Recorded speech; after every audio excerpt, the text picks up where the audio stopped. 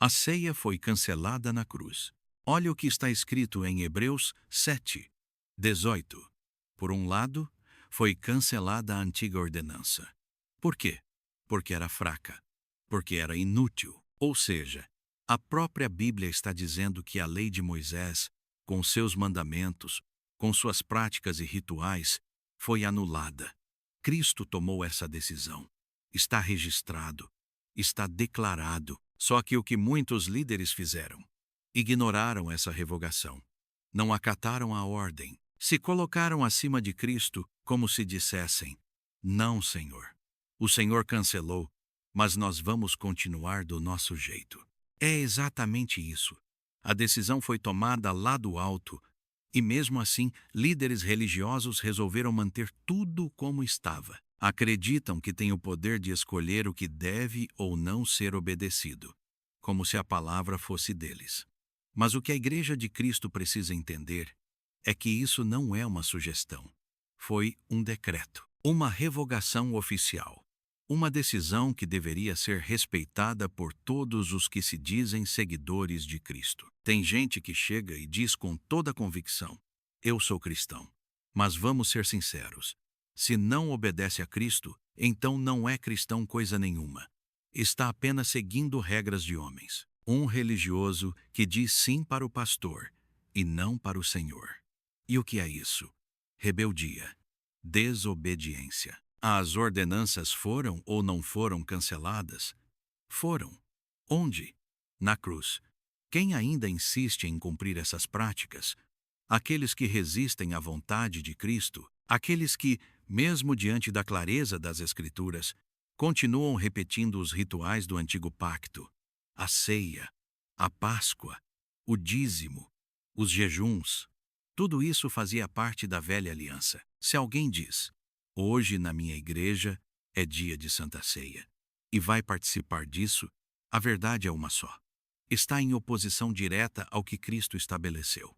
Está indo contra uma decisão superior. Está dizendo com atitudes que a ordem de Jesus não vale tanto quanto a do seu pastor. Isso é grave. E por que Jesus tirou tudo isso? Porque era fraco, porque era inútil, não era suficiente.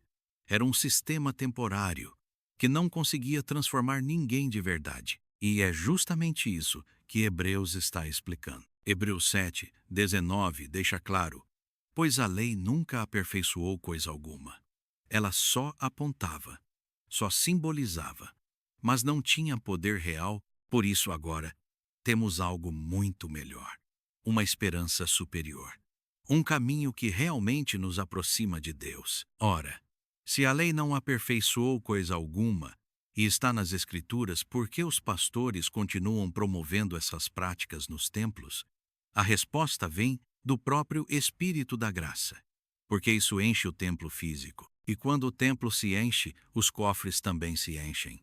E quando os cofres estão cheios, vem o conforto, vem o status, vem o privilégio.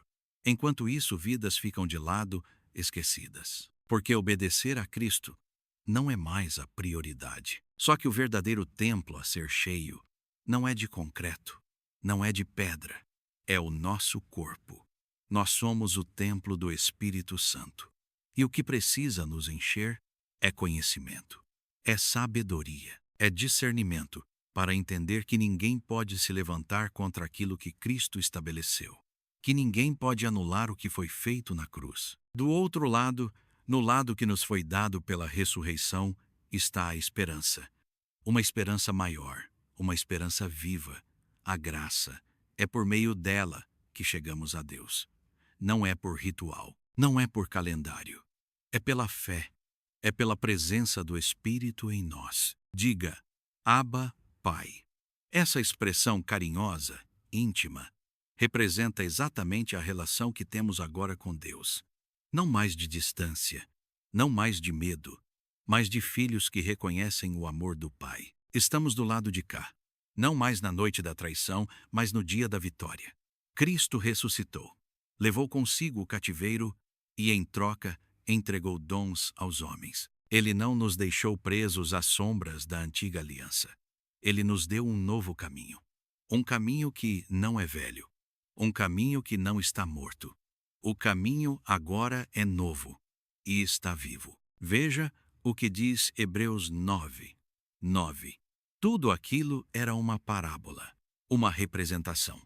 E mesmo com todos os rituais, com todos os sacrifícios, nada disso conseguia transformar de verdade quem prestava culto. Não tocava na consciência, não mudava o interior. E no verso 10 vem o esclarecimento. Aquelas ordenanças eram da carne, ligadas a comidas, a bebidas, a banhos cerimoniais, tudo imposto por um tempo, tudo provisório, tudo até o momento da reforma. E essa reforma aconteceu. Não é invenção, não é ideia humana, é fato histórico e espiritual. O templo caiu no ano 70. Aquilo que era visível desabou, mas o que é eterno continua vivo. Dentro dos corações daqueles que foram alcançados pela graça, a ordenança passou, a estrutura caiu, mas a verdade permanece viva naqueles que creram.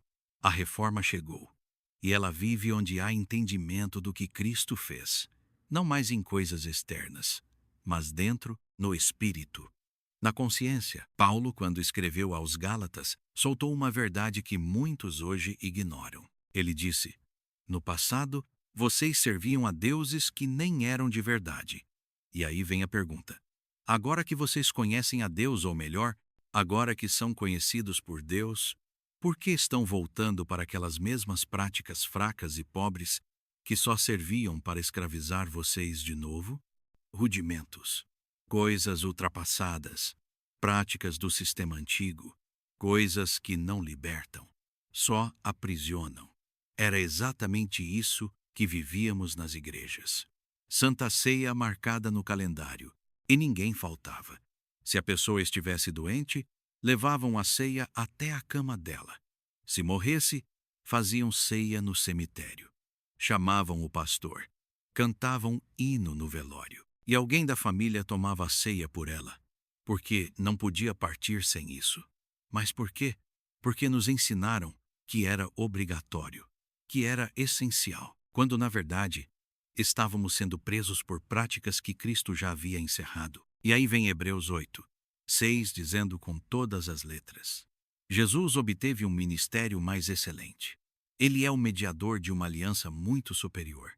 Não tem comparação. Essa nova aliança foi estabelecida com base em promessas maiores, promessas verdadeiras, promessas que tocam o espírito e não só o exterior. A antiga aliança era baseada em regras ligadas à carne, em comidas, em rituais, em cerimônias.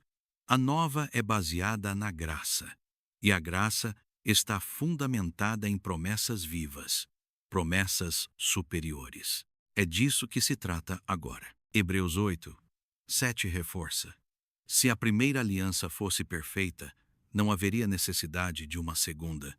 Mas houve, porque ela era imperfeita, ela era temporária, e foi substituída por algo muito melhor. E no verso seguinte, o 8, vem a confirmação. Deus repreendeu aquele sistema e anunciou que faria uma nova aliança, uma que envolvesse a casa de Israel, a casa de Judá. Uma aliança nova, definitiva, baseada não em tábuas de pedra, mas no coração. E é por isso que Hebreus 5:12 dá esse puxão de orelha. Vocês já deviam ser mestres, já tinham tempo suficiente de caminhada, mas ainda precisam que alguém volte a ensinar os princípios básicos da palavra de Deus. O que isso mostra? Que tem muita gente há anos sentada nos bancos das igrejas, mas ainda presa aos rudimentos, ainda seguindo mandamentos de homens, ainda escravizada por práticas antigas, quando o chamado é para viver no novo, para andar pelo caminho vivo da graça. Assim vocês se tornaram como crianças que ainda precisam de leite, e não de alimento sólido. Mas por que isso não é falado nos púlpitos? Por que isso não é ensinado nas igrejas? Porque essa palavra é para quem aguenta ouvir a verdade. Isso aqui não é para quem quer só ouvir palavras doces. É para quem tem os ouvidos aguçados, não coçando atrás de doutrinas humanas, mas atentos à verdade. É para quem tem sede de profundidade, para quem quer entender a sua verdadeira posição em Cristo, para quem não aceita mais ser manipulado como marionete de sistema. Isso aqui é para quem busca substância, para quem quer alimento sólido. A nova aliança não é igual à antiga. Hebreus 8, 9 deixa isso claro. Não segundo a aliança que fiz com os seus pais, quando os tomei pela mão e os tirei do Egito. Eles não permaneceram na aliança, e o Senhor já não atentou mais para eles. Mas agora, o que foi prometido é algo completamente diferente. Veja o que diz Hebreus 8, 10. Esta é a aliança que firmarei com a casa de Israel.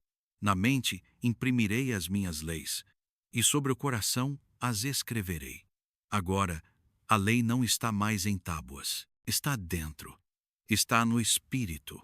O relacionamento não é baseado em mandamentos externos, mas em revelação interna. Deus mesmo se faz presente e diz: Eu serei o seu Deus e eles serão meu povo. E o que vem em seguida é ainda mais poderoso. Ninguém mais precisará dizer ao outro: Conhece ao Senhor, porque todos me conhecerão, do menor ao maior. Isso está em Hebreus 8, 11. Não é sobre intermediários, é sobre relacionamento direto.